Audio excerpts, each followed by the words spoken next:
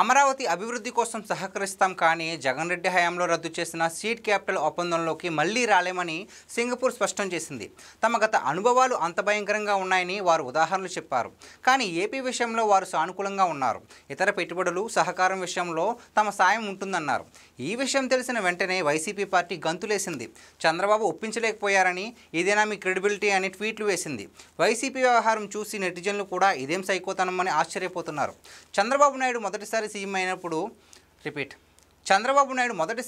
అయినప్పుడు సింగపూర్ ఏపీకి విస్తృతంగా సహకరించింది. అమరావతి మాస్టర్ ప్లాన్ మొత్తం కూడా సింగపూర్దే. తర్వాత సీడ్ క్యాపిటల్లో ఓ భాగం అభివృద్ధి చేసే ప్రాజెక్టును దక్కించుకుంది. కాంట్రాక్ట్ ఒప్పందాలను అమల్లోకి తేకముందు వైసీపీ కోర్టులకు వెళ్ళింది. ఎవరెవరికో మెయిల్స్ పెట్టింది. ఇష్టం వచ్చినట్లుగా ఫిర్యాదులు చేసింది. చివరికి తమ ప్రభుత్వం వచ్చాక వారిపై అవినీతి ముద్ర వేసి బ్లాక్మెయిల్ చేసి 143 కోట్ల లంచం వాటాగా డిమాండ్ చేశారు. చివరికి ఒప్పందం రద్దు చేశారు. మరోసారి ఏపీ వైపు చూడాలంటేనే భయపడేలా చేశారు.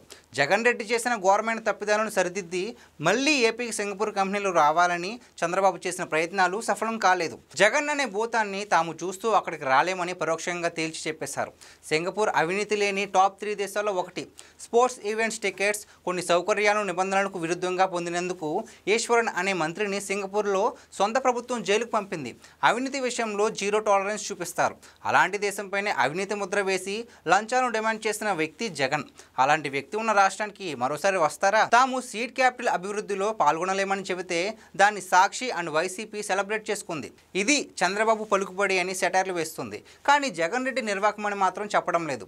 పెట్టుబడులు పెద్ద ఎత్తున రావాలని, ఏపీ అభివృద్ధి చెందాలని ఎవరైనా కోరుకుంటారు.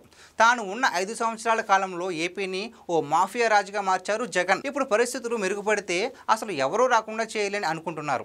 పెట్టుబడులు పెట్టే కంపెనీలకు తప్పుడు ఈమెయిల్స్ రాస్తారు. ఇన్వెస్టర్లకు ఏపీకి రావద్దని చెబుతారు. ఇలాంటి ప్రతిపక్షం ఏ రాష్ట్రంలోనూ ఉండదు.